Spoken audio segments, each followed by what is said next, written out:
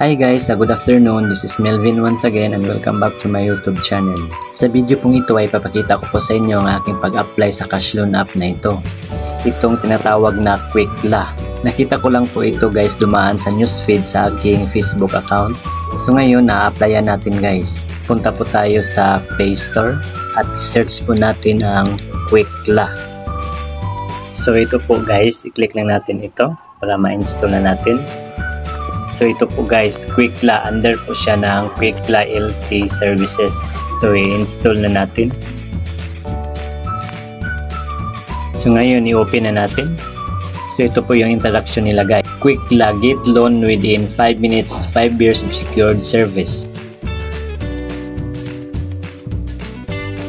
So ito po yung kanilang user data policy. So kayo na pong bahalang magbasa guys kung mahilig po yung magbasa. And then i-click natin itong maliit na box. I have read and agreed with terms of service and privacy policy. Pagkatapos niyan i-click natin itong OK. Click lang natin itong while using the app. While using the app pa rin. Click lang natin itong allow. So dito na po tayo magsisimulang mag-sign up. Ilagay natin dito ang ating active mobile number. Pagkatapos niyan, lagyan natin check itong may maliit na box and then click next. At isulat natin dito yung 4-digit verification code na i-send sa ating mobile number. So dito po tayo magsisimulang mag-fill up ng ating personal information. Una po dito ang ating permanent address. Click lang natin ito para makapili po tayo ng lugar. I-detalye po natin ang ating permanent address dito sa baba. At next, ang ating email address. Katapos yan guys, dito po tayo sa employment information. So, may dalawa po tayo pagpipilian. Employed ba tayo or not employed? Next po ang ating company name, kung anong pangalan ng ating pinagtatrabahoan. Hiningi din po nila yung ating company contact number. At sunod ang ating monthly income. Pipiliin ko po dito guys ay itong above 8,000.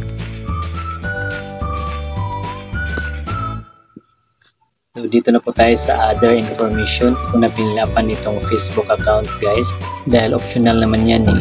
Next, choose your contactable time. Baka tawagan po nila tayo. So ilagay ko lang po dito 9 to 14 or 9 ng morning until 2 p.m. So nag-ask ko sila number of credit cards. So ilagay ko lang dito 0. Dahil wala naman talaga akong credit card. Katapos niyan, click natin itong next. Guarantors or co-makers. So need po nila dalawa.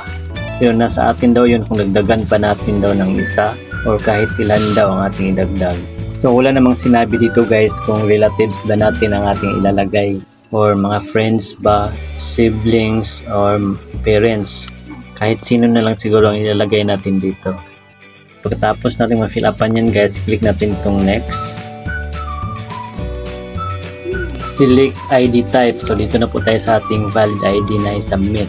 So ito po yung ni-require nilang mga valid ID. UMID, TIN, SSS, passport, driver's license, PhilHealth, voter's ID, postal card, national ID, physical card, and national ID electronic. So dahil driver's license yung available ko, click ko lang itong driver's license. So ganito na yung position ng card natin pipicturean. So i-click na natin itong camera. And then i-click natin ito. And i-click natin itong check.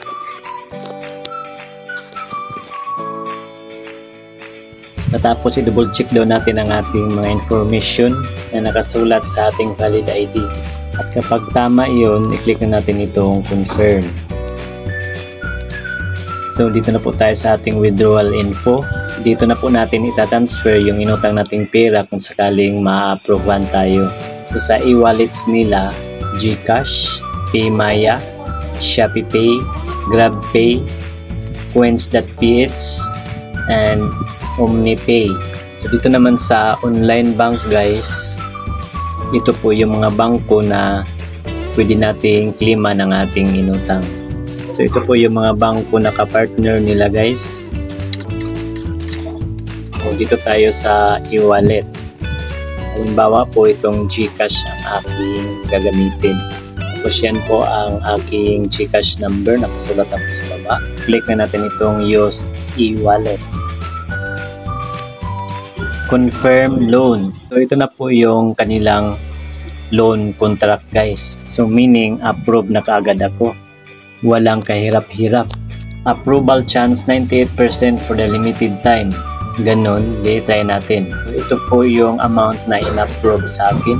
2,400 pesos. Tapos may nakalagay 2 schedules, 180 days. So itong first schedule repayment, okay, kailangan mabayaran natin itong 2,400 sa unang due date po natin. Tapos mag-due ito October 11, 2023.